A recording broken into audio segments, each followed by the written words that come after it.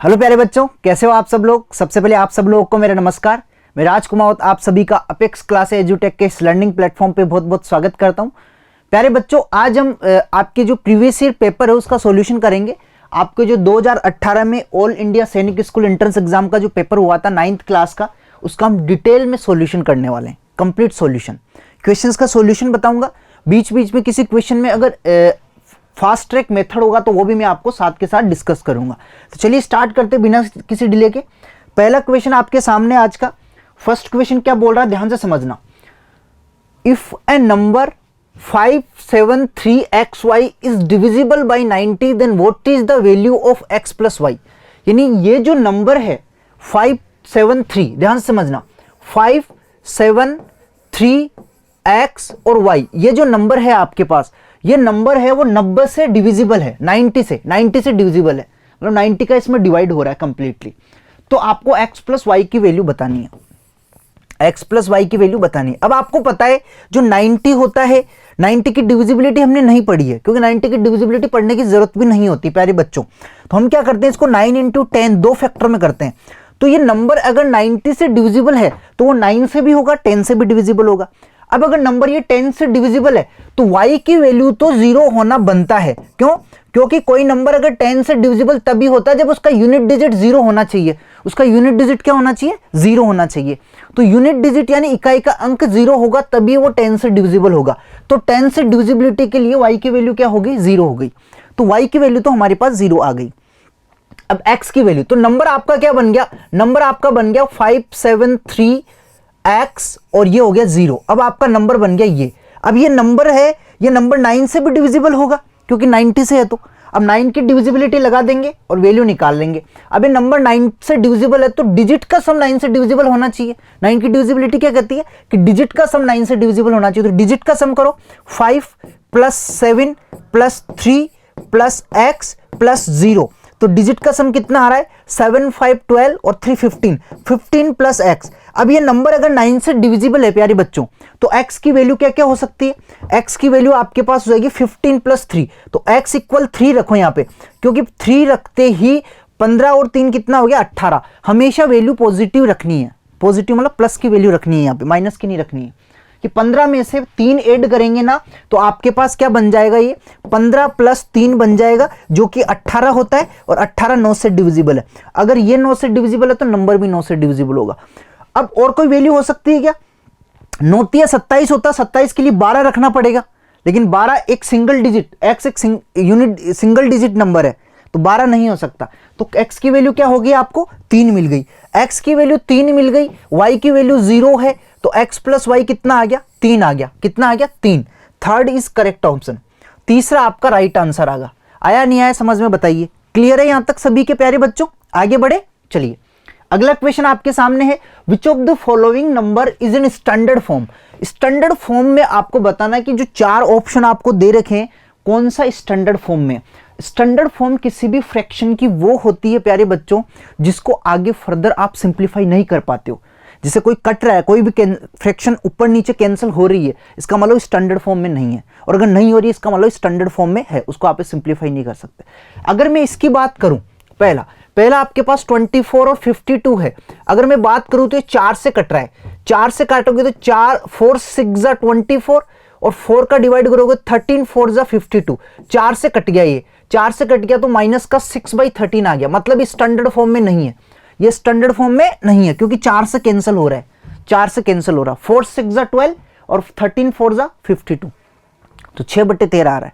दूसरा चेक कर लेते हैं, -49/71। तो -49/71 जो है ये किसी भी नंबर से नहीं कट रहा है। अब देखो प्यारे बच्चों यहाँ पे क्या हो रहा है, 49/71। तो हमेशा ध्यान रखना कोई भी फ्रैक्शन आपके a/b होता है और इन दोनों में से कोई भी एक प्राइम नंबर आ जाता है तो कभी कटेगी नहीं, आपस में नहीं कटेगी ना, तो इसका मतलब स्टैंडर्ड फॉर्म में होती है। क्या होती है? स्टैंडर्ड फॉर्म में। ये हमेशा ध्यान रखना है, वो क्या होती है? स्टैंडर्ड फॉर्म में होती है।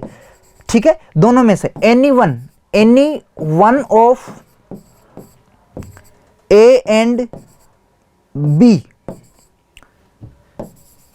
is prime, then A/B is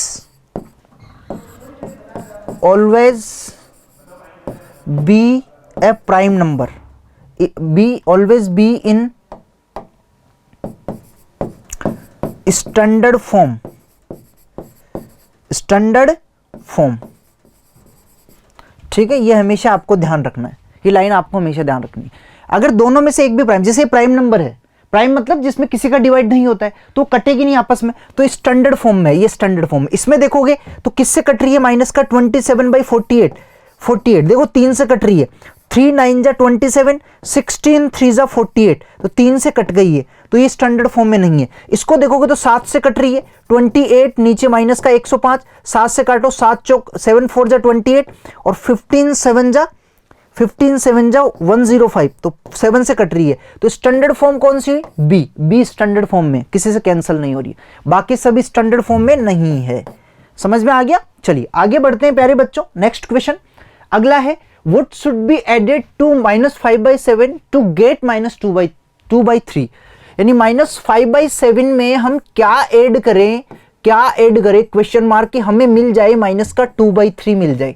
आपको इस क्वेश्चन मार्क की वैल्यू निकालनी है, तो हम क्या करेंगे, इस क्वेश्चन मार्क की वैल्यू निकालने के लिए प्यारे बच्चों इसको इधर ट्रांसपोज करेंगे, इधर लेके आएंगे तो माइनस का इधर आके क्या हो जाएगा, प्लस का हो जाएगा, तो ये हो जाएगा आपके पास माइनस का 2/3 और ये हो जाएगा प्लस का 5/7। अब आप एलसीएम ले लो, एलसीएम लोगे तो क्या होगा, 7 3 जा नीचे जाएगा 3 × 7, ऊपर आ जाएगा, ये इधर मल्टीप्लाई हो जाएगा माइनस का 14 और ये इधर मल्टीप्लाई जाएगा प्लस का 15। मल्टीप्लाई करो ना इधर, भाई हम एलसीएम लेते तो क्या करते हैं, या तो इनको इक्वल बना दो, इक्वल बनाओगे तो इसको 3 से मल्टीप्लाई कर दो तो इस पर भी 3 से मल्टीप्लाई, इसको 7 से कर दो तो इसको भी 7 से, तो 21 सेम हो गए, ठीक है। ये हो गया 14, ये हो गया 15। अब ऊपर क्या बचा, 1 बचा, नीचे कितना बचा 21, तो क्वेश्चन मार्क की वैल्यू आ गई 1/21। यहां तक कोई दिक्कत प्यारे बच्चों? क्लियर है? आगे बढ़े, चलिए अगला क्वेश्चन आपके सामने है। Next, the age of A and B are in the ratio 5:7। 4 years from now the ratio of their ages will be 3:4, then the present age of B is, यानी A और B आपके पास दो candidate है जिनकी अभी present में जो as है वो 5:7 है, 5:7। ध्यान से समझना, अब 4 साल बाद आफ्टर 4 years उनकी एज जो होती है वो 3:4 हो जाती है, ठीक है। एज का रेशियो क्या हो जाता है 3:4।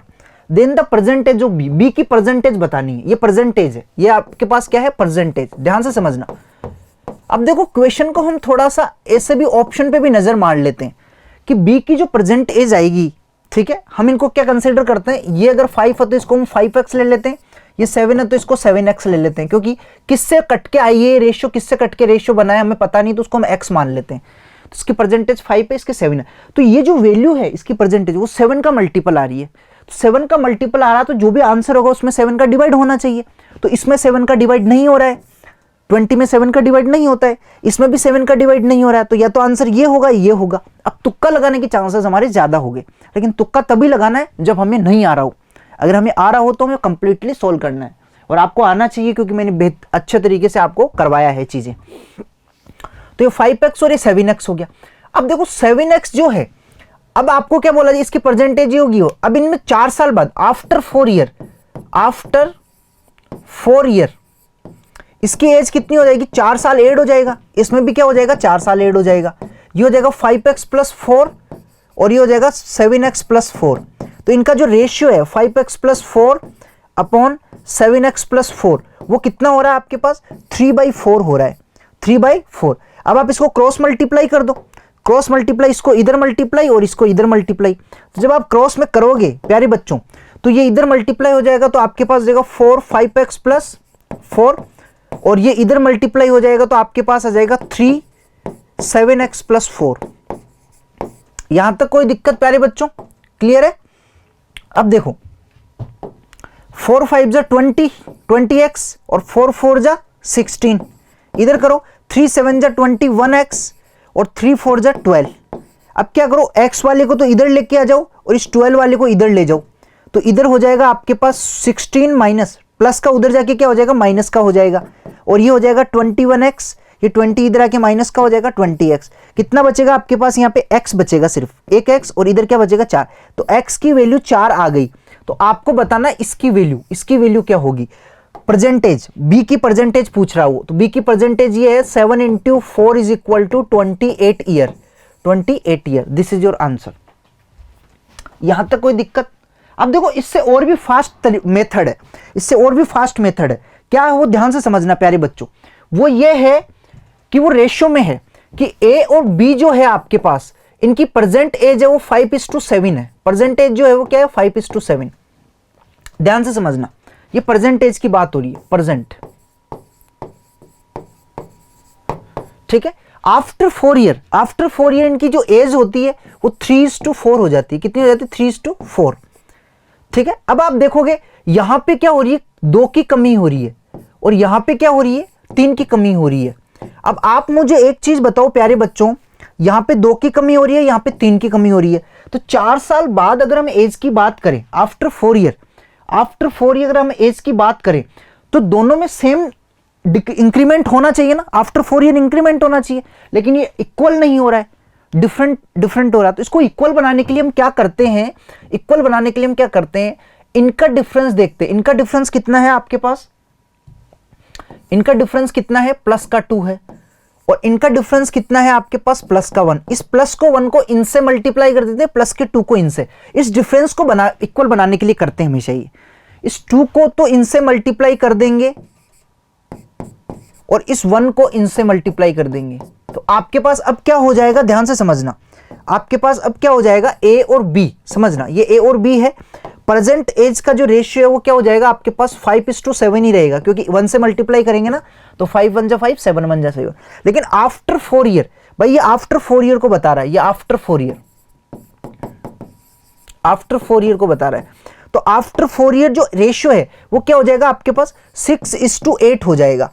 अब आप देखोगे ना तो इंक्रीमेंट, इसमें भी 1 का इंक्रीमेंट हो रहा है, ध्यान से समझना, इसमें भी 1 का इंक्रीमेंट हो रहा है और इसमें भी 1 का इंक्रीमेंट हो रहा है। और इस 1 का मतलब क्या है, इस 1 का मतलब है 4 ईयर, 4 ईयर का मतलब 1 का इंक्रीमेंट हो रहा है। आफ्टर 4 ईयर है ना एज, ये प्रेजेंट है, ये प्रेजेंट को बता रहा है, और ये आफ्टर 4 ईयर को बता रहा है। तो इस 1 का मतलब क्या है, 4 ईयर। अगर 1 का मतलब 4 ईयर है तो 7 का मतलब कितना होगा बताइए, 7 का मतलब कितना होगा, मल्टीप्लाई बाई 4 यानी 28 ईयर। आया नहीं आया समझ में? अरे 1 का मतलब 4 ईयर है, तो आपको निकालना क्या है, बी की परसेंटेज, बी की परसेंटेज 7 है, तो 7 का मीन कितना होगा, 7 into 4 is equal to 28 year. Unitary method आया समझ में? तो ऐसे आप डायरेक्टली कर सकते हो, ये अंडरस्टैंडिंग। हो सकता है एग्जाम में इक्वल होके आइए, अगर ये इक्वल होके आए तो दिक्कत ही नहीं, इसको उस 4 साल के इक्वल रख दो और वहां से वैल्यू निकाल लो। जैसे सपोज करो यहाँ पे 2 होता, तो 2 का मतलब अगर 4 ईयर है तो 1 का मतलब 2 ईयर होता, काट देते, और 1 का आ गया तो किसी की भी वैल्यू निकाल सकते हो। आपको बोले ए की परसेंटेज, तो ए की वैल्यू 5 है, तो 5 4 जा 20 हो जाता।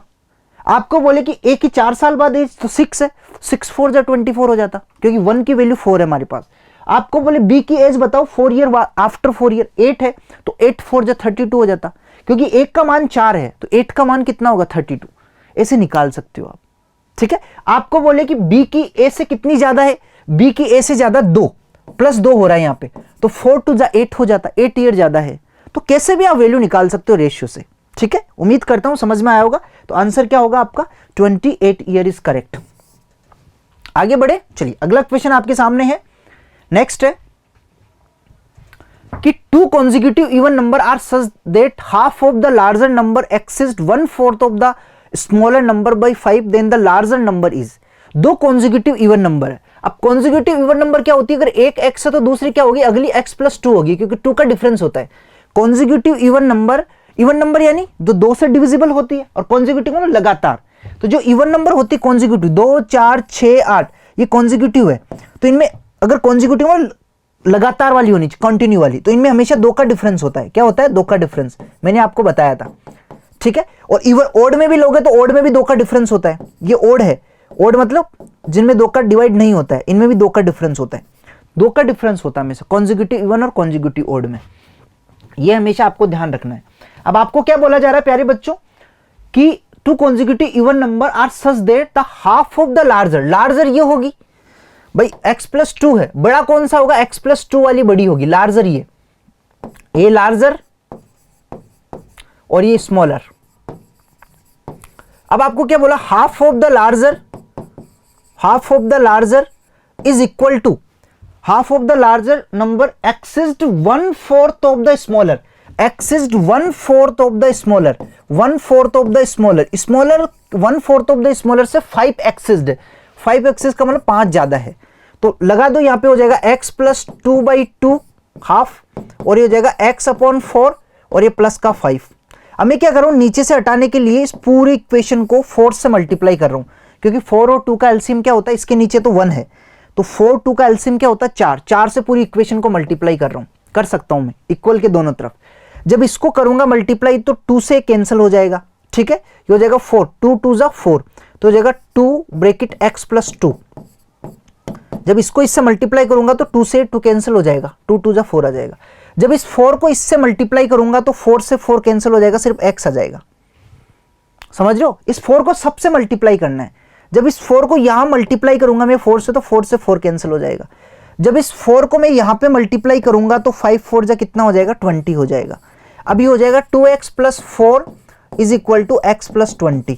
इस x को इधर लेके आ जाओ और 4 को इधर लेके आ जाओ, तो x उधर जाएगा तो 2x माइनस x हो जाएगा, क्योंकि इधर प्लस का है, प्लस का उधर जाके क्या हो जाएगा माइनस का, ये 4 प्लस का इधर आके क्या हो जाएगा माइनस का। देखो इक्वल के दोनों तरफ अगर आप नंबर्स को चेंज करते हो तो साइन चेंज हो जाते हैं, प्लस का माइनस, माइनस का प्लस, ये हमेशा ध्यान रखना है। तो ये हो जाएगा x और ये हो जाएगा 16, तो x की वैल्यू क्या आ गई आपके पास 16। इसका मतलब ये 16 है, तो ये 16 प्लस 2 कितना हो जाएगा 18 हो जाएगा। कितना हो जाएगा 18। आपको पूछा लार्जर नंबर, तो लार्जर नंबर क्या होगा 18, बी आपका राइट आंसर। आपको लार्जर नंबर पूछ रहा है, x प्लस 2 की वैल्यू पूछ रहा है, तो 16 प्लस 2 कितना हो जाएगा 18 आ जाएगा आपके पास। क्लियर है यहां तक, आगे बढ़े नेक्स्ट क्वेश्चन।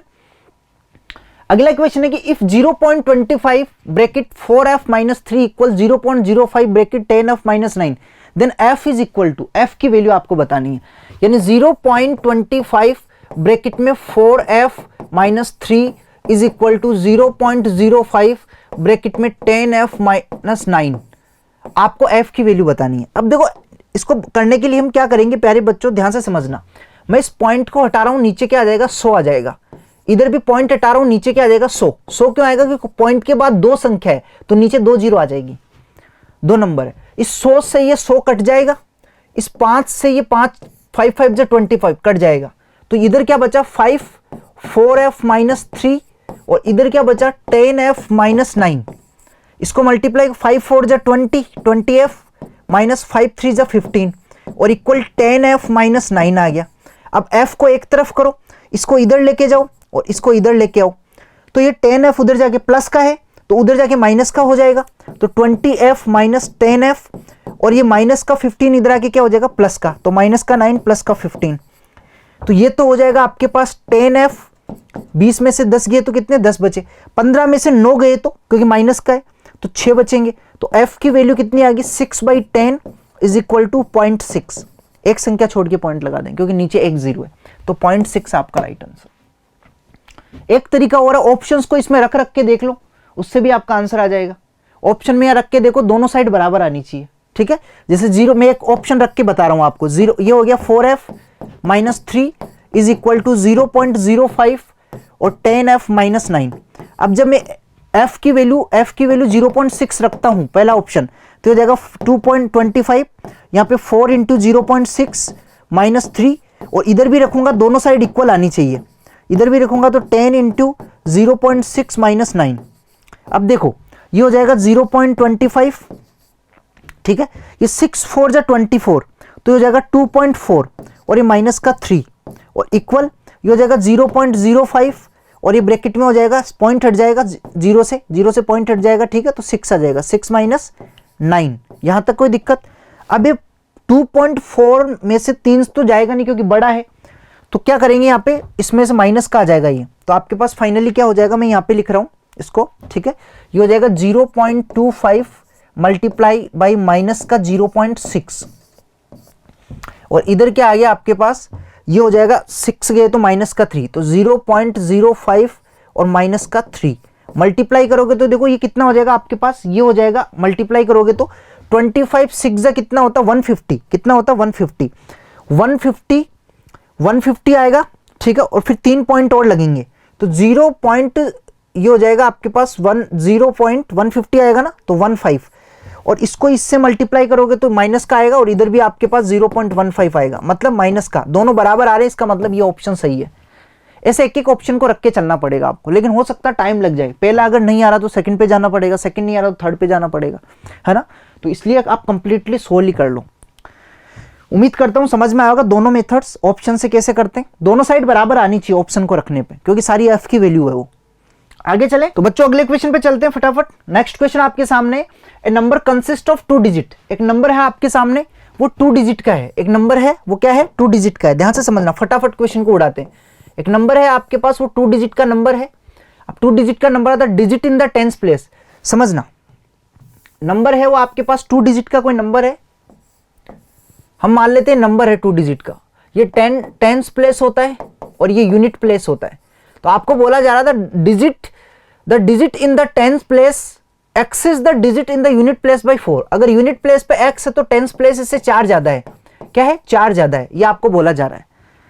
अब आपको बताना है कि इफ द, आगे क्या बोला जा रहा है कि the sum of the digits is 1/7 of the number. यानी ये नंबर है आपके पास, अगर इस नंबर को मैं सिंप्लीफाई करूंगा तो क्या होगा, टेंस प्लेस वाली को 10 से मल्टीप्लाई करते हैं और यूनिट प्लेस वाली को एज इट इज लिख देते हैं।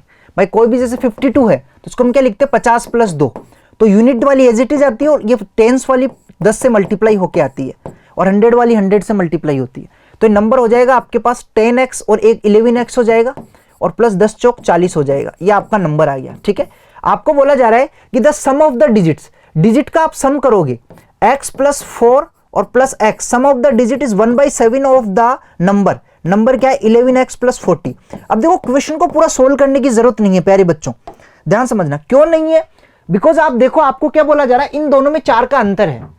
10 प्लेस वाली यूनिट डिजिट से 4 ज्यादा है। यहां पे देखो 27 है, तो ये तो कम है, ज्यादा आनी चाहिए। भाई 10 प्लेस वाली डिजिट से 4 ज्यादा आनी चाहिए। अगर ये 7 है तो 11 तो होता ही नहीं, तो ऑप्शन होगा ही नहीं। ये 2 है और 72 है, तो 72 जो होता है ये इससे कितना ज्यादा है, 5 ज्यादा है, तो ये ऑप्शन भी नहीं होगा। इसमें देखते हैं, ये देखो 10 प्लेस वाली डिजिट बड़ी आएगी यूनिट प्लेस से, ये हमेशा ध्यान रखना। तो यहां पे छोटी है, ये 4 कम है, 4 ज्यादा नहीं है, 4 ज्यादा यहां पर ही है, 4 ज्यादा यहां पर ही है, तो डी आपका करेक्ट ऑप्शन होगा। बिना सोल्व के आंसर पे टिक कर सकते हो आप। बाकी सोल्व करने वाले हम मैं बता देता हूं आपको, कंडीशन दी हुई, इसको सोल्व कर लो। ये हो जाएगा 7 को इधर मल्टीप्लाई कर दो, क्रॉस मल्टीप्लाई, ये x 2x + 4 आ जाएगा, और इक्वल में क्या आएगा 11x + 40। ये हो जाएगा 14x + 28, 7 चौक 28, 7 दूनी 14, 11x और प्लस का 40। 11x को इधर लेके चले जाओ और इसको इधर, तो इधर हो जाएगा 14x - 11x और इधर हो जाएगा 40 - 28। तो 14 में से 11 गया तो 3x और इधर आ जाएगा आपका 12। तो x का मान क्या आ गया, 12/3 यानी 4 आ गया। अब 4 आ गया तो ये 4 है, तो ये कितना होगा, 8 होगा। तो नंबर क्या हो जाएगा आपके पास, नंबर हो जाएगा 4 और 4 + 4 8, 84 हो जाएगा। अगर ये 4 है, अगर ये 4 है तो ये क्या हो जाएगा, 4 + 4 8 हो जाएगा। ठीक है, नंबर आ जाएगा 84। क्लियर है, आगे बढ़े। चलिए अगला क्वेश्चन आपके सामने है, question number 8। How many sides does a regular polygon have. How many side does a regular polygon have. Regular polygon क्या होता है, जिसकी सभी साइड्स क्या होती है, बराबर होती है। Where in whose interior angle is 8 times its exterior angle. यानी ईच इंटीरियर एंगल, इसका जो ईच इंटीरियर एंगल है, समझना, इंटीरियर एंगल, मैं इसको थोड़ा इधर लिख देता हूं, फटाफट करेंगे। उसका ईच इंटीरियर एंगल है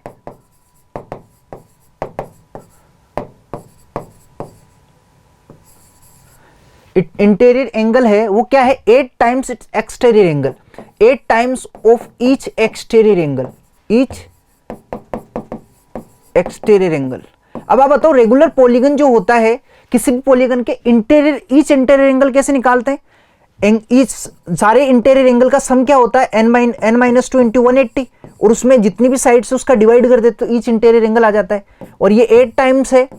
ठीक है, ईच एक्सटीरियर एंगल, किसी भी पॉलीगन के टोटल एक्सटीरियर एंगल का सम कितना होता है, 360, और उसमें जितनी साइड है उसका कितने एंगल है, n एंगल है, डिवाइड कर देंगे तो आ जाएगा आपके पास।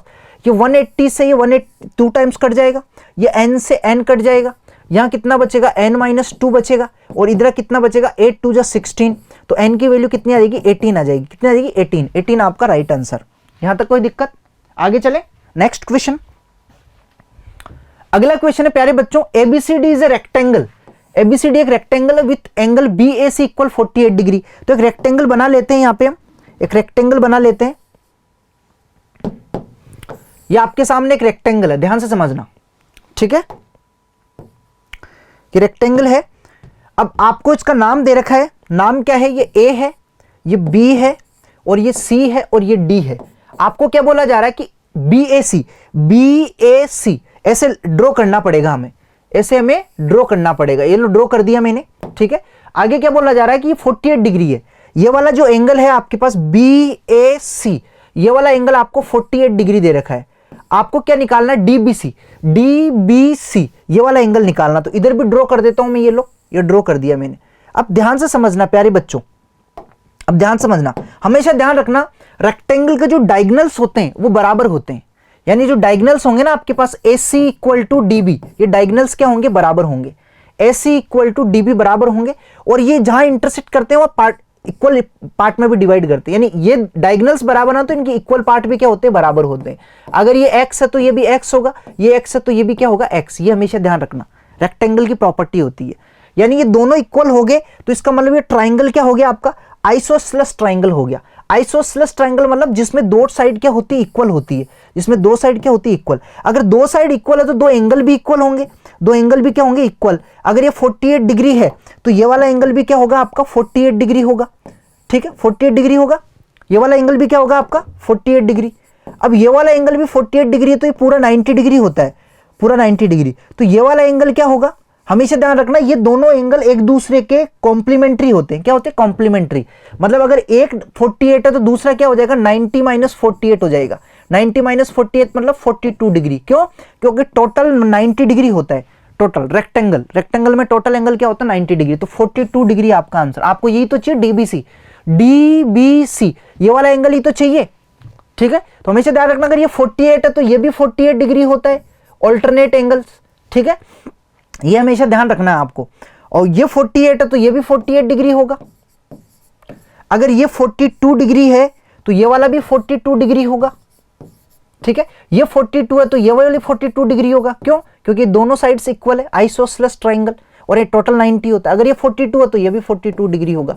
तो आपके रेक्टेंगल में ध्यान रखना, ये वाले एंगल्स बराबर होते हैं, ये वाले एंगल्स बराबर होते हैं। यानी इन दोनों ट्राइंगल्स के दोनों एंगल्स बराबर होते हैं, इन दोनों के दोनों एंगल्स बराबर होते हैं, और ये आपस में क्या होते हैं? कॉम्प्लीमेंट्री होते हैं एक दूसरे के। अगर ये x है तो ये क्या होगा? 90 माइनस x होगा। सॉरी, ये तो बराबर होगा 48। ये वाला कॉम्प्लीमेंट्री होते हैं, ये हमेशा ध्यान रखना। ये इक्वल होंगे और ये इक्वल होंगे, तो 42 डिग्री आपका राइट आंसर, ठीक है? आगे बढ़े, चलिए नेक्स्ट अगला question. The angles ABCD of a quadrilateral ABCD taken in order are in the ratio। एक क्वाड्रिलेटरल है आपके पास ABCD, जिनके जो एंगल का रेशियो दे रखा है ABCD, उनका रेशियो क्या दे रखा है? 3:7:6:4। अब देखो प्यारे बच्चों, पहला ऑप्शन है रोम्बस। तो रोम्बस में क्या चारों एंगल डिफरेंट नहीं होते, अपोजिट एंगल्स क्या होते हैं? बराबर होते हैं। रोम्बस में अपोजिट एंगल बराबर। अपोजिट एंगल कौन से होंगे? ए के अपोजिट होगा C और बी के अपोजिट होगा D। ये दोनों आपस में बराबर होनी चाहिए रोम्बस में। तो रोम्बस तो होगा नहीं, क्योंकि रोम्बस में अपोजिट एंगल्स क्या होते हैं? बराबर होते हैं। लेकिन यहाँ तो बराबर ही नहीं है, 3 है तो ये 6, डबल है जस्ट, बराबर होनी चाहिए। 7 है तो ये 4 है। पैरेललोग्राम भी नहीं होना चाहिए, पैरेललोग्राम में भी अपोजिट एंगल्स क्या होते हैं? बराबर होते हैं।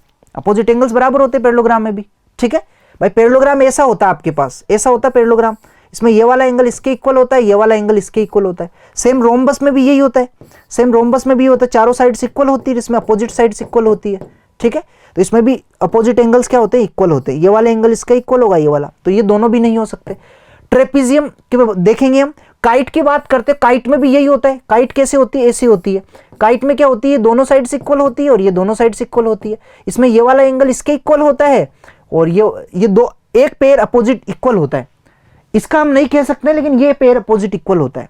ये वाला जो पेयर होगा ना, इक्वल होगा आपके, इसकी बात नहीं कर सकते काइट में। ये दोनों पेयर क्या होते हैं? आपके इक्वल होते हैं। यहां तक कोई दिक्कत? ठीक है, तो दो पेयर इक्वल होते हैं। अगर मैं इसको ए बोलता हूं, इसको बी बोलता हूं, इसको सी बोलता हूं, इसको डी, तो ए कम से कम बी और डी इक्वल होनी चाहिए। तो इसमें तो एक भी इक्वल नहीं है, एक भी इक्वल नहीं है इसमें। तो ना तो बी, ए और सी इक्वल है, ना ही बी और डी इक्वल है, तो काइट भी नहीं हो सकता। तो बचा कौन सा? ट्रेपेजियम। ट्रेपीजियम में चारों एंगल डिफरेंट हो सकते हैं। ट्रेपीजियम कैसा हो सकता है? ट्रेपीजियम मतलब समलंब चतुर्भुज, ऐसा भी हो सकता है, ठीक है। ट्रेपीजियम ऐसा भी हो सकता है, ट्रेपीजियम ऐसा भी हो सकता है। ट्रेपीजियम में अपोजिट साइड्स क्या होनी चाहिए? पैरेलल। अब ये चारों एंगल्स क्या होते हैं? डिफरेंट डिफरेंट होते हैं। तो ये क्या हो सकता है? ट्रेपीजियम, यानी ट्रेपीजियम हो सकता है। सी आपका करेक्ट आंसर, ठीक है। चलिए आगे बढ़ते हैं अगले क्वेश्चन की तरफ। नेक्स्ट आपके सामने a data set of n observation and mean 2x bar. N observation का जो मीन है, एन ऑब्जर्वेशन का मीन वो आपके पास क्या है? 2x बार है। तो सम क्या होगा? सम क्या होगा? सम होता है n into mean, number of data into mean. तो n इंटू ये हो जाएगा 2x बार और ये हो जाएगा 2nx बार। आपको क्या बोला जा रहा है? While another data set of 2n, एक अनदर डेटा सेट है, कितने? 2n डेटा, उसमें 2n डेटा का जो मीन दे रखा है वो आपके पास कितना है? x बार। तो इनका सम भी कितना हो जाएगा? इनका सम भी हो जाएगा आपके पास n into 2n into x बार। तो ये भी हो जाएगा आपके पास 2nx बार। भाई हम सम निकालते तो क्या करते? मीन को नंबर ऑफ डेटा से डिवाइड कर देते। भाई सम क्या होता है? सम जो होता है, यहां पे लिख देता हूं मैं, सम जो होता है वो क्या होता है? Mean into number of data, यही तो होता है। तो मीन क्या है? 2x bar, number of data कितना? n, मल्टीप्लाई कर दिया। अब मैं 3n की बात करता हूं। आपको क्या बोल रहा है कि then the mean of the combined data set of 3n observation. n ये है, 2n ये है, दोनों को मिला दिया जाए तो इनका मीन कितना होगा? तो 3n डेटा का जो सम है आपके पास, 3n डेटा का जो सम है, सम वो कितना आएगा? वो आएगा आपके पास n का कितना है? n का 2nx बार है, प्लस इनका कितना है? 2nx बार। तो कितना होगा? 4nx बार आएगा। तो मीन क्या होता है? मीन क्या होता है? Sum of observation, sum of observation और नीचे नंबर ऑफ ऑब्जर्वेशन।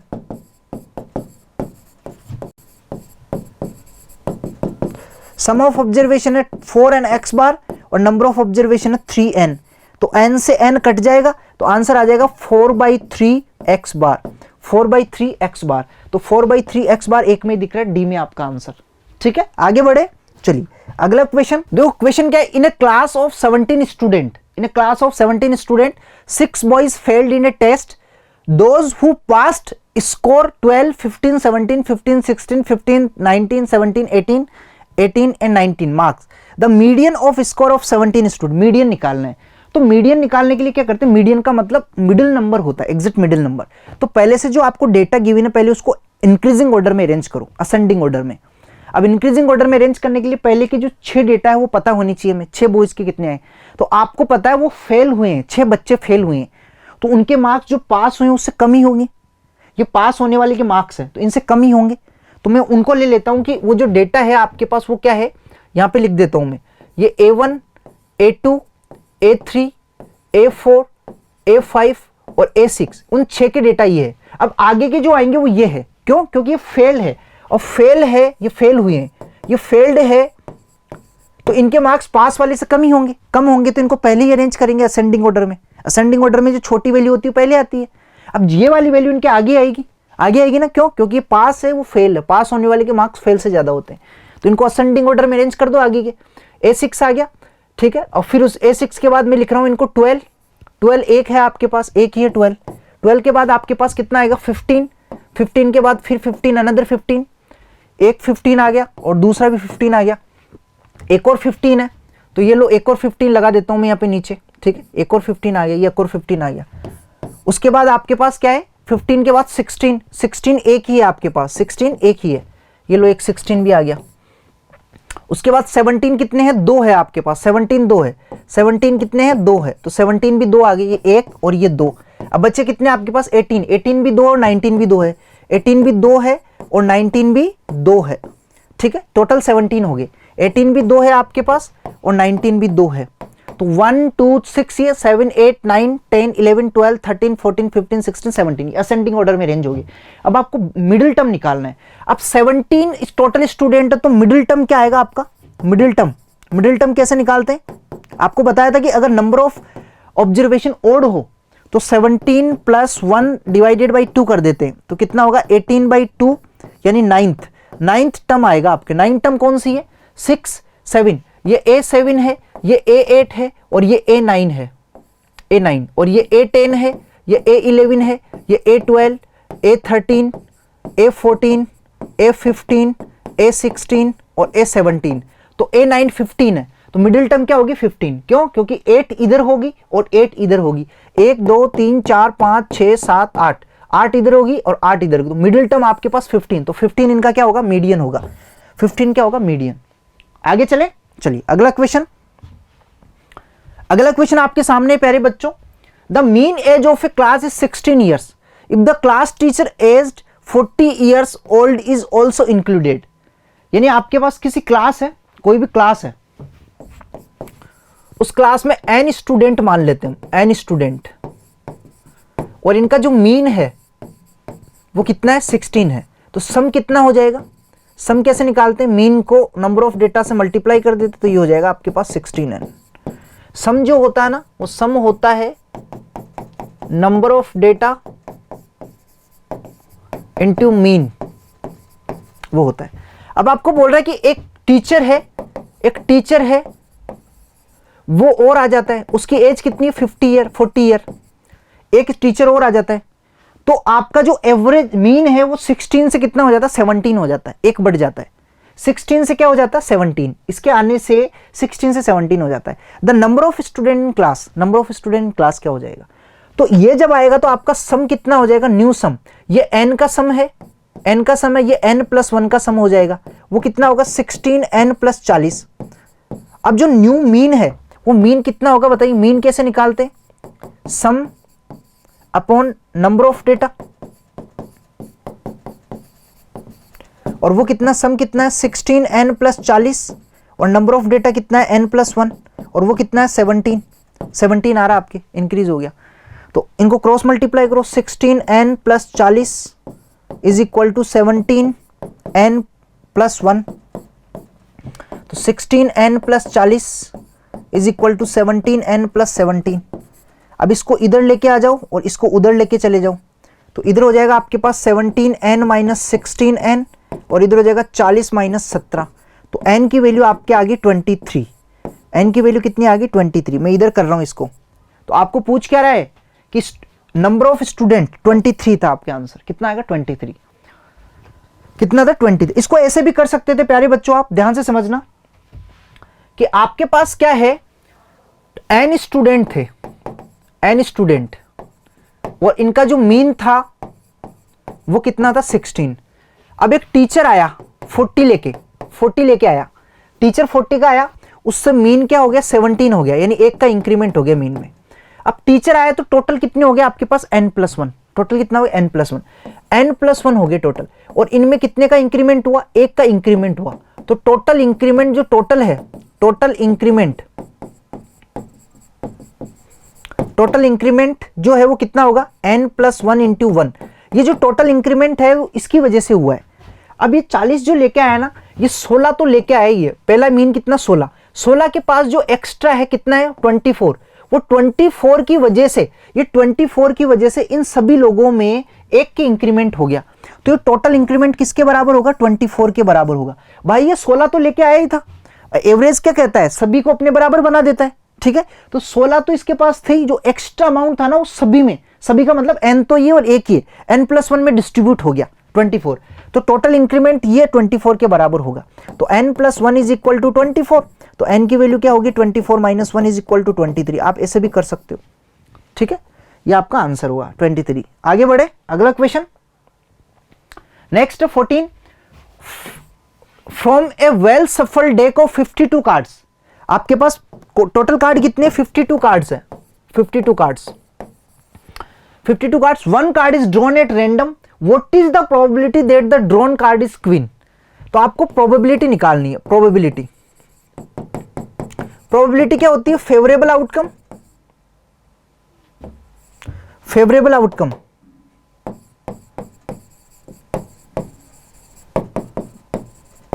और नीचे टोटल आउटकम।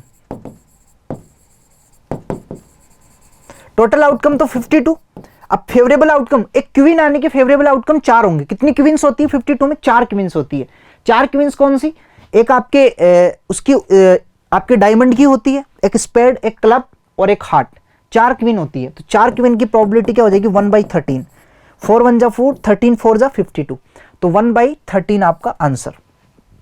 अगर बोला जाता है चार जेक आने की प्रोबेबिलिटी, तो जेक की भी 1/13, किंग आने की प्रोबेबिलिटी किंग की वही होती है, एस आने की प्रोबेबिलिटी एस की भी होती है, 2 आने की प्रोबेबिलिटी 2 की भी यही होगी, क्योंकि 4 होते हैं सभी। ठीक है, चलिए आगे बढ़ते हैं अगले क्वेश्चन पे।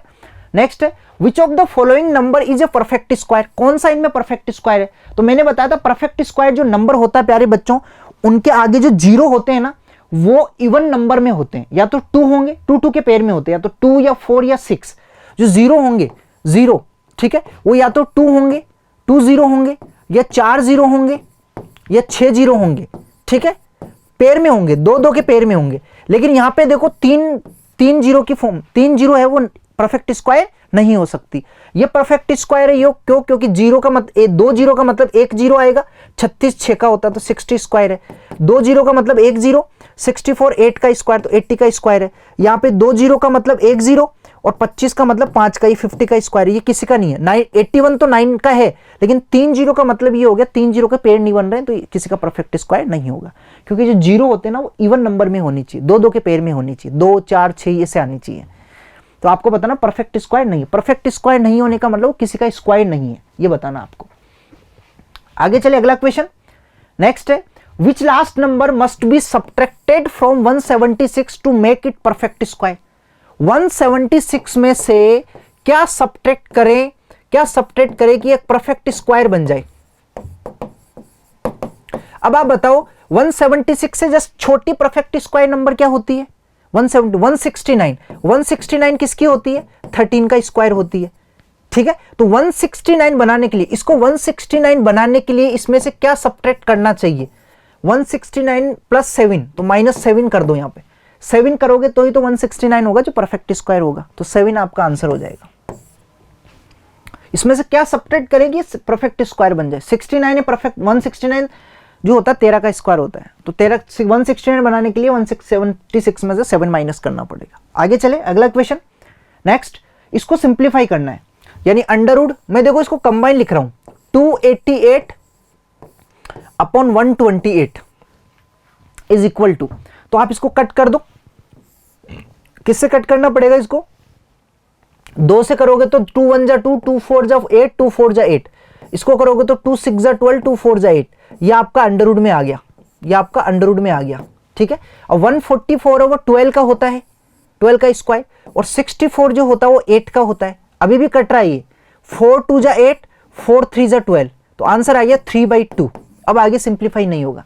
अरे भाई 144 जो होता है ना वो 12 का स्क्वायर होता है, और जो 64 होता है वो 8 का स्क्वायर होता है, तो 144 का जो रूट होगा वो 12 के बराबर होगा, और 64 का रूट जो होगा वो 8 के बराबर होगा।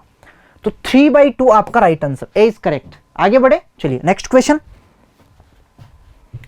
अगला है the volume of a cubical box, एक क्यूब है आपके पास, उसका वॉल्यूम दे रखा 32.768 cubic metre, then the length of the side of the box. तो जो क्यूबिकल आपके पास, क्यूबिकल बॉक्स कैसा होता है, क्यूबिकल बॉक्स कैसा होता है, ऐसा होता है क्यूबिकल बॉक्स, समझना अगर आपने देखा हो तो। क्यूबिकल बॉक्स कैसा होता है, ऐसा होता है। फटाफट ज्वाइन कर देते हैं हम। ये क्यूब होता है, अगर इसकी साइड x है, समझना अगर इसकी साइड x है तो इसका जो वॉल्यूम होता है वो आपको कितना देगा 32.768 वॉल्यूम होता है, वो साइड क्यूब होता है। साइड क्यूब क्या होता है, साइड क्यूब होता है, और वो दे रखा 32.768। तो x की जो वैल्यू आएगी वो क्या आएगी, रूट क्यूब ऑफ 32.768। अब इसका रूट क्यूब निकालना पड़ेगा। अब देखो सबके आगे 32 आ रहा है, इसका मतलब सबसे पहले देखो पॉइंट के बाद 3 का कितना पेयर बन रहा है, पॉइंट के बाद 3 का एक ही पेयर बन रहा है, तो जो भी नंबर आएगा उसके पॉइंट के बाद एक डेसिमल ही आएगा, पॉइंट के बाद एक नंबर आएगा, पॉइंट के बाद एक नंबर आएगा, तो ये आंसर नहीं हो सकता, ये आंसर नहीं हो सकता, ये आंसर नहीं हो सकता। क्यों, इसमें पॉइंट ही नहीं है। अरे भाई नंबर पॉइंट में, तो मैंने आपको बताया था जब भी क्यूब रूट निकालो आप, तो पॉइंट के बाद 3 के पेयर बनाओ। कितने पेयर बन रहे हैं, एक पेयर बन रहा है, तो एक ही डेसिमल प्लेस आएगा, रूट क्यूब में। तो एक डेसिमल प्लेस सिर्फ इसमें दिख रहा है, तो मतलब ये 3.2 आ गया। 3.2 आपका आंसर। 32 का क्यूब है ये। 32 का आप क्यूब करोगे ना तो आपके पास आएगा 32768, ये आएगा। ठीक है, तो आपके पास और 3.2 का क्यूब करोगे तो क्या आएगा आपके पास 32.768, ये आएगा। तो आपका आंसर आएगा 3.2। आगे बढ़े, अगला question. Next, by what least number should 648 be multiply to get perfect cube. 648 को किससे मल्टीप्लाई करें कि एक परफेक्ट क्यूब बन जाए, किसी का क्यूब बन जाए। ठीक है, अब ध्यान से समझना, पहले 648 के प्राइम फैक्टराइजेशन करो आप। जब आप करोगे 3 के पेयर बनाते, फिर 2 का डिवाइड करो, 2 3 जा 6, 2 2 जा 4, 2 4 जा 8। अब देखो यहां से मुझे पता चल गया कि ये जो नंबर है ये 2 इंटू 324 है, और मुझे पता है 324 8 का स्क्वायर होता है, 18 का स्क्वायर होता है, तो 2 into 18 square into question mark. अब 18 स्क्वायर है, अगर मुझे एक 18 और मिल जाए, 18 है, अब मुझे एक 18 और मिल जाए तो ये 18 का क्यूब बन जाएगा ना क्यूब, तो परफेक्ट क्यूब बन गया। लेकिन मुझे एक 18 बनाने के लिए 2 तो है, तो यहां क्या रखूं मैं, यहां पे 9 रखूंगा, यहां पे क्या रखूंगा 2 इंटू 9, तो 2 तो मेरे पास है, तो 9 से मल्टीप्लाई करना पड़ेगा आपको। 9 से मल्टीप्लाई करने पे क्या बन जाएगा, परफेक्ट क्यूब बन जाएगा। ठीक है भाई, ये 2 इंटू 324 और 324 18 का स्क्वायर होता है, तो मुझे एक 18 और मिल गया तो ये किसी का क्यूब बन जाएगा, ये किसी का क्यूब बन जाएगा। तो यहां पे मैं 9 रखूंगा ना, यहां पे मैं 9 रखूंगा तो ये 18 का क्यूब बन जाएगा, क्योंकि 2 तो ऑलरेडी है यहां पे, तो 9 2 जा 18 और 18 इंटू 18 स्क्वायर क्या हो जाएगा, 18 क्यूब हो जाएगा। और वैसे करना चाहो तो आप कर सकते हो, यहां पे 2 का डिवाइड करो, 2 1 जा 2, 2 6 जा 12, 2 2 जा 4, फिर 2 का डिवाइड करो, 2 8 जा 16, 2 1 जा 2, फिर 3 का डिवाइड करो, 3 27 आ जाएगा, फिर 3 का करोगे तो 9 आ जाएगा, फिर 3 का करोगे तो कितना आएगा आपके पास 3, और फिर 3 का करोगे तो कितना आएगा 1। अब 3 देखो, परफेक्ट क्यूब चाहिए ना आपको, तो 3 3 के कितने पेयर बन रहे हैं, यहाँ पे 2 का एक पूरा पेयर बन रहा है, यहाँ पे 3 का एक पूरा पेयर बन रहा है। लेकिन इस 3 को पेयर बनाने के लिए आपको 2 3 चाहिए, 2 3 का मतलब 9 चाहिए आपको। कितना चाहिए, 9, इस पूरे का पेयर बनाने के लिए। परफेक्ट क्यूब के लिए 3 3 पे पेयर होने चाहिए, तो उसको किससे मल्टीप्लाई करना पड़ेगा, 3 इंटू 3, 2 3 चाहिए आपको, तो 9 से मल्टीप्लाई करना पड़ेगा, वही आपका आंसर होगा। ठीक है, चलिए आगे बढ़ते हैं। अगला क्वेश्चन, गिवन दैट 3048625, यानी 3048625 जो है वो आपके 3375 इंटू 729 के बराबर है।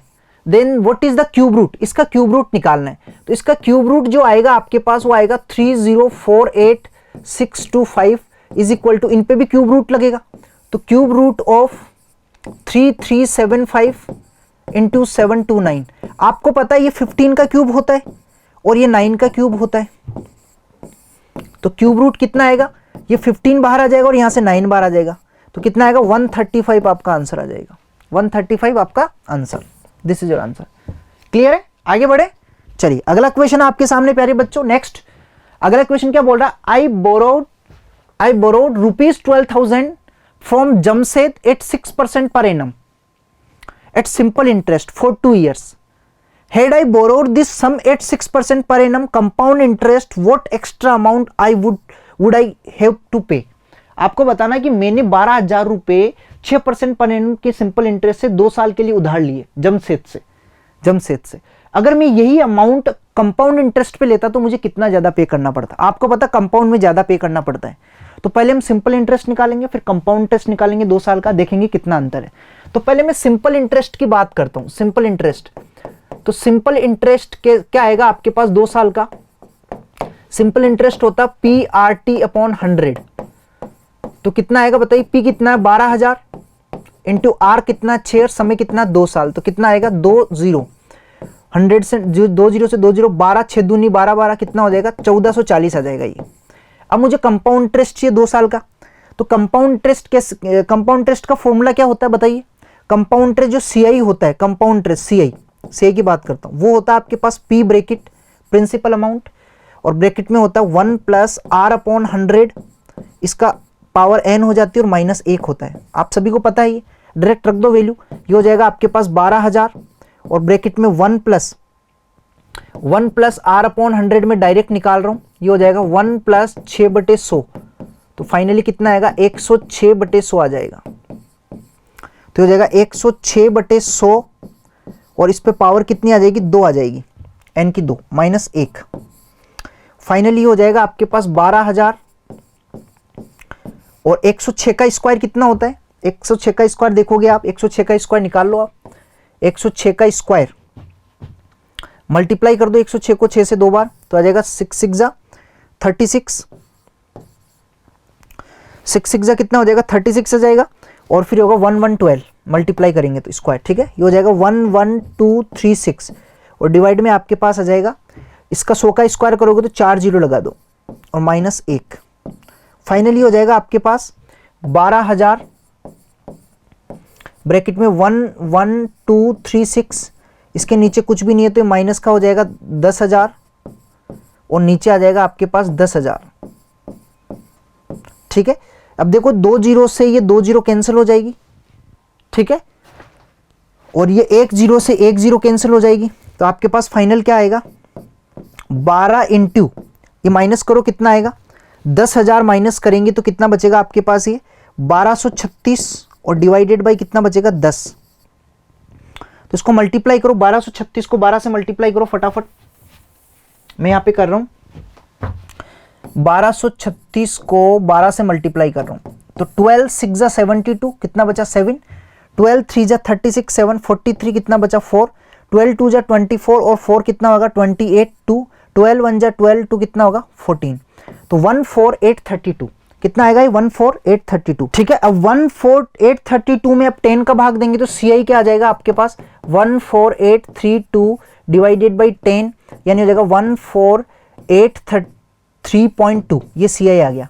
CI ये रहा और SI ये रहा आपका, ठीक है। SI कितना 1400, इनका अंतर निकाल लो आप, अंतर निकालोगे तो कितना आएगा, यहाँ पे लिख रहा हूं मैं CI माइनस SI, यह आ जाएगा आपके पास 1483.2 माइनस 1440 जो आएगा 43.2 आपका आंसर, और 43.2 डी में आ रहा है, डी आपका करेक्ट आंसर होगा, डी आपका करेक्ट। आप ऐसे नहीं करना चाहो तो मैं आपको और बता देता हूं एक तरीका CI निकालने का, अगर आपको लंबा लग रहा हो तो CI कैसे निकालते हैं कि ध्यान से समझना। एक तरीका और है कि 12,000 रुपए है, इस पे पहले साल की मैं बात करूं तो 6% ब्याज लगेगा, 6% ब्याज फर्स्ट ईयर, ठीक है। 6% ब्याज निकालेंगे तो कितना होगा 12,000 का 6% निकालो फटाफट, 6% आएगा आपके पास, 2 0 से 2 0 कैंसिल, 12 छिकानी 72 720 आएगा, ये ब्याज आ गया, ये ब्याज आ गया यहाँ पे, तो यहाँ पे जुड़ के जाएगा, इसमें मिश्रधन बनेगा, मिश्रधन ऐड करेंगे तो 12,720 आ गया।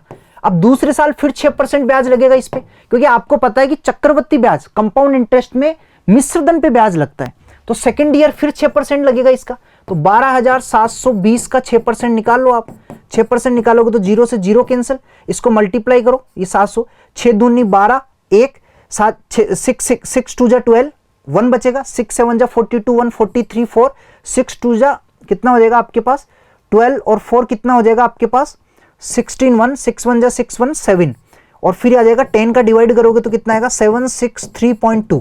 तो टोटल कितना लगा आपके इंटरेस्ट CI लगा आपके पास फर्स्ट ईयर 720 और सेकंड ईयर 763.2, तो होगा आपके पास 1483.2 आ जाएगा आपका CI। ऐसे भी आप निकाल सकते हो डायरेक्ट, ऐसे भी आप निकाल सकते हो। अगर आपको एक कैलकुलेशन थोड़ी अलग लग रही हो, बहुत ज्यादा कैलकुलेटिव लग रही हो, तो आप इसको ऐसे भी निकाल सकते हो। टोटल इंटरेस्ट कितना आ रहा है 1483.2 आ रहा है, और यहां भी कितना आ रहा है 1483.2, और SI आपको पता ही था, SI कितना था 1440 और CI कितना आ गया 1483.2, तो CI माइनस SI कितना ज्यादा देना पड़ रहा है 483.2 माइनस 1440, तो 43.2 आपका आंसर।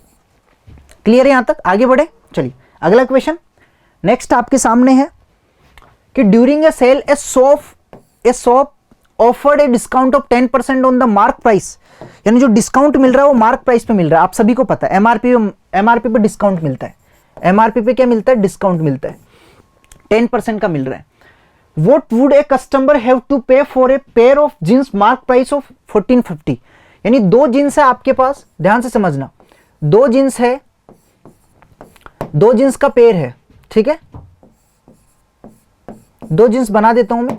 ये 2 जींस का जो पेयर है इसकी MRP कितनी है आपके पास, इसकी MRP है 1450।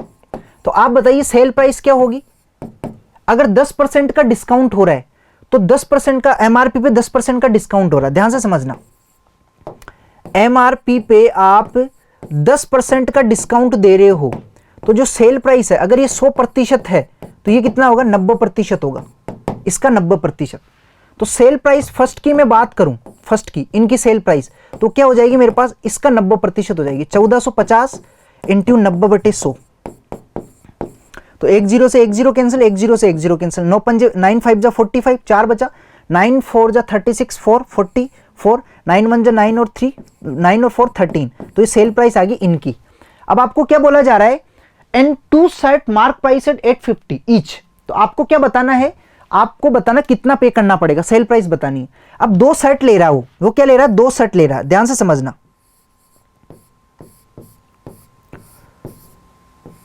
ये 2 सेट ले रहा है, ठीक है, 2 सेट ले रहा है साथ में।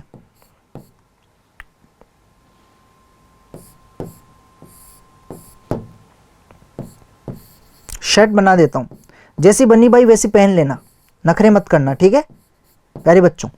और इन सब, इस 2 सेट की जो कॉस्ट है इसकी भी 850 है और प्लस इसकी भी 850 है। देखो यहां पे ईच लिखा हुआ है, ईच का मतलब 850 होगी, यहां ईच नहीं है, यहां दोनों की 450 है। तो मैं इनको अच्छे से लिख देता हूं, 850 इसकी है और 850 इसकी है। तो टोटल कितनी होगी आपके पास, 1700। 1700 तो इसकी सेल प्राइस कितनी होगी, इन पे भी डिस्काउंट उतना ही मिल रहा है, इसका भी 90% निकाल लो 1700 का। तो 1700 का 90% आप निकालोगे तो आपको क्या मिलेगा, 20 से 20 कैंसिल, 10, 9 7 जा 63, 9 7 जा 63, कितना बचा 6, 9 1 जा 9 और 6 15, ये आ गया सेल प्राइस। तो टोटल जो अमाउंट है, टोटल पेएबल अमाउंट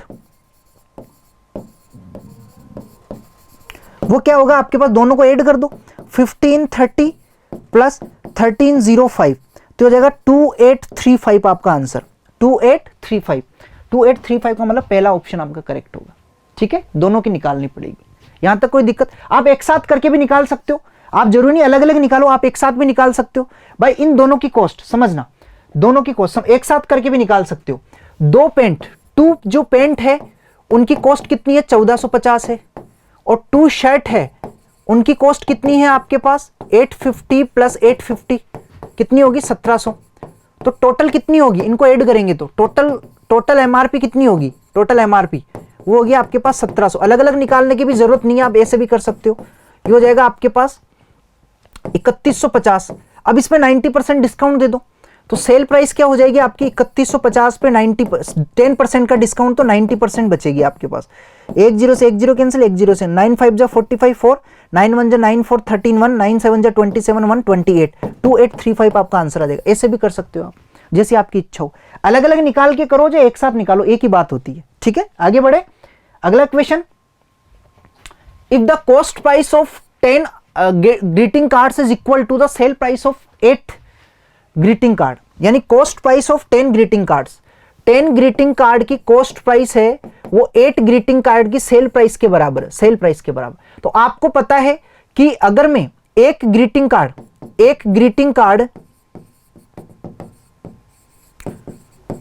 की कॉस्ट अगर मैं 1 रुपया लेता हूं तो कॉस्ट, ये कॉस्ट प्राइस होती है और ये वाली सेल प्राइस होती है, मैंने आपको बताया था, ठीक है। तो जो प्रॉफिट आपको क्या होगा बताइए, ये कॉस्ट प्राइस है, ये सेल प्राइस है, सेल प्राइस ज्यादा है यहां पे, sale price greater than cost price, तो आपको क्या होगा, प्रॉफिट होगा, क्या होगा, प्रॉफिट होगा। यानी 10 ग्रीटिंग कार्ड, ये सेल प्राइस की वैल्यू होती है कॉस्ट प्राइस। यानी अगर मैं कॉस्ट प्राइस, इसको मैं इधर हटा देता हूं, इधर लिख देता हूं 1 ग्रीटिंग कार्ड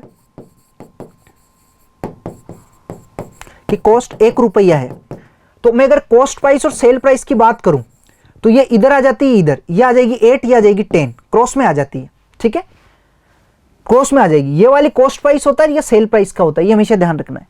तो आपको क्या निकालना, कितने का प्रॉफिट हो रहा है, यहाँ पे 2 का प्रॉफिट हो रहा है, तो प्रॉफिट परसेंटेज कितना होगा, परसेंटेज प्रॉफिट क्या होता है आपके, profit upon sale price into 100 cost price. तो प्रॉफिट कितने का हो रहा है, 2 का, कॉस्ट प्राइस कितनी है 8 मल्टीप्लाई बाई 100, 2 चौके 8, 2 4 जा 8 और 4 से कैंसिल हो जाएगा तो 25 आ जाएगा आपके, 25%, 25% आपका आंसर। भाई ये हमेशा ध्यान रखना, 8 आपको क्या दे रखा है, आपको दे रखा है कि 10 की कॉस्ट प्राइस 8 की सेल प्राइस के इक्वल है। तो अगर कॉस्ट प्राइस और सेल ये इधर आ जाएगी, ये इधर आ जाएगी, यानी 8 और ये 10 हो जाएगी आपके पास, ये हमेशा ध्यान रखना है। कॉस्ट प्राइस हो जाएगी 8 और सेल प्राइस हो जाएगी 10। तो इन दोनों का डिफरेंस करके डायरेक्ट भी निकाल सकते हो आप, डायरेक्ट भी निकाल सकते हो, मैंने समझाने के लिए लिखा है भाई। 10 की कॉस्ट प्राइस है और 8 की सेल प्राइस है, तो ये होती है आपकी कॉस्ट प्राइस और ये होती है आपकी सेल प्राइस। तो जो प्रॉफिट होता है वो क्या होता है, प्रॉफिट परसेंटेज क्या होता है, प्रॉफिट होगा profit upon cost price into 100, और प्रॉफिट क्या होता है, sale price minus cost price upon cost price into 100, और सेल प्राइस कितनी है 10 माइनस 8 अपॉन 8 इंटू 100, आपके पास वो आएगी 2/8 इंटू 100 इक्वल टू 25%। 2 से कट जाएगा 4, 4 से कट जाएगा 25। This is your answer. आप ऐसे भी कर सकते हो, ठीक है। चलिए आगे बढ़ते हैं। तो आपका आंसर आएगा 25%। क्या आएगा, 25% इज योर आंसर। गेन आएगा, लॉस तो होगा नहीं, लॉस तो होगा नहीं, आपको गेन ही मिलेगा। गेन कितना होगा, 25%। गेन यानी प्रॉफिट, एक ही बात है। आगे चले, अगला क्वेश्चन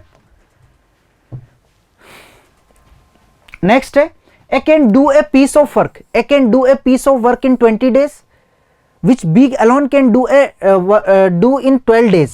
A है वो किसी काम को 20 डेज में करता है, B जो है उसी काम को 12 डेज में करता है। अब हम टोटल वर्क मान लेते कितना, इनका एलसीएम क्या आएगा बताइए, एलसीएम ऑफ 20 और 12। ऐसा कौन सा छोटा नंबर जिसमें दोनों का डिवाइड हो 60, तो 60 यूनिट हम टोटल वर्क मान लेते हैं, 60 यूनिट हम टोटल वर्क मान लेते हैं। तो इसकी एफिशिएंसी कितनी आएगी, इसकी एफिशिएंसी कितनी आएगी, वन डे वर्क। एफिशिएंसी का मतलब वन डे वर्क, एक दिन में कितना काम कर रहे हैं, वो आएगी 60 में 20 का डिवाइड कर दो। टोटल काम 20 डेज में कर रहा तो कितना आएगा, 3 यूनिट आएगी। 3 यूनिट कितना आएगा, 3 यूनिट पर डे, एक दिन में 3 यूनिट। और इसकी एफिशिएंसी कितनी आएगी, टोटल वर्क में कितने दिनों में कंप्लीट, 12 का डिवाइड कर दो, 5 यूनिट पर डे। अब बोला जा रहा है कि बी जो है वो 9 डेज तक काम करता है, तो बी 9 दिनों तक कितना काम करेगा, बी 9 डेज तक कितना काम करेगा, एक दिन में इतना काम करा तो 9 डेज तक 9 इंटू 5 इक्वल टू 45 यूनिट कर देगा, 45 यूनिट कर देगा। अब बचा कितना, 60 में से 45 माइनस करोगे तो 60 में से 45 माइनस करोगे तो 15 यूनिट बचा हुआ है, 15 यूनिट बचा हुआ है। अब इस 15 यूनिट को ए कंप्लीट कर रहा है, ए कैन फिनिश द वर्क। तो ए 15 यूनिट को कितने दिन में करेगा, 15 यूनिट को एक दिन में कितना कर रहा है, 3 यूनिट कर रहा है, तो 15 यूनिट के लिए इसमें डिवाइड कर देंगे 3 का, तो कितना होगा, 5 डेज में कंप्लीट करेगा। अगर टाइम निकालना है तो टोटल वर्क में एफिशिएंसी का डिवाइड कर दो, टोटल वर्क में एफिशिएंसी का, और अगर एफिशिएंसी निकालनी है तो टोटल वर्क में टाइम का डिवाइड कर दो, ये हमेशा ध्यान रखना। तो कितने दिन में होगा आपके, 5 डेज में कंप्लीट होगा, बी आपका करेक्ट आंसर। ठीक है, चलिए आगे बढ़ते हैं। अगला क्वेश्चन है, car takes 2 hours to reach a destination by traveling at 60 km/h। Speed आपको दे रखी है, स्पीड 60 km/h दे रखी है, और टाइम जो दे रखा है आपको कितना दे रखा है, वो दे रखा है 2 hours। तो आप मुझे बताइए डिस्टेंस कितनी हो जाएगी, डिस्टेंस बराबर होता है स्पीड इंटू टाइम, तो हो जाएगा 60 इंटू 2 बराबर 120। दोनों की यूनिट सेम होनी चाहिए, यूनिट मतलब यूनिट यहाँ आर है तो यहाँ भी आर होना चाहिए। आगे क्या बोल रहा है, how long will it take while travelling at 80 km/h। अब आपको टाइम पूछ रहा है कि अगर वो 60 की जगह 80 से जाए तो उसको कितना टाइम लगेगा, तो टाइम इक्वल टू क्या होता है, डिस्टेंस अपॉन स्पीड। डिस्टेंस कितनी है 120, स्पीड कितनी है 80, तो 0 से 0 कैंसिल, ये हो जाएगा आपके पास 4 2 जा 8, 4 3 जा 15, 3/2 आर। 3/2 आर का मतलब 1.5 आवर, यानी 1 hour 30 minutes, 1 hour 30 minutes। This is your answer. यहां तक कोई दिक्कत, ठीक है, यहां तक कोई दिक्कत। और दोनों केस में आपको क्या डिस्टेंस बराबर है ना, तो आप ऐसे भी कर सकते हो कि डिस्टेंस बराबर है दोनों केस में, तो यहां पे आ जाएगा speed 1 into time 1 is equal to speed into time 2। आप ऐसे भी कर सकते हो, स्पीड 1 60 है, टाइम कितना है 2 है, स्पीड 2 80 है, तो आपको टाइम निकालना है। तो क्या हो जाएगा, 0 से 0 कैंसिल हो जाएगा, 2 से कट जाएगा 4 टाइम्स, 2 2 जा 4, 2 3 जा 6, तो ये जो टाइम है t2 ये क्या आ जाएगा आपके पास 3/2 आ जाएगा, यानी 1 hour 30 minutes। आप ऐसे भी कर सकते हो, जैसी आपकी मर्जी, डिस्टेंस अगर बराबर हो दोनों केस में तो। ठीक है प्यारे बच्चों, तो ये आपके 25 क्वेश्चन आज के कंप्लीट हुए। अब आगे के 25 क्वेश्चन हम नेक्स्ट क्लास में कंप्लीट करेंगे। तब तक के लिए आज को क्लास को यहीं फिनिश करते हैं। मैं उम्मीद करता हूँ आपने इस सेशन को एंजॉय किया होगा, काफ़ी नई चीज़ें सीखने को मिली होगी। मिलते हैं अगली क्लास में, तब तक के लिए thank you all, have a good day.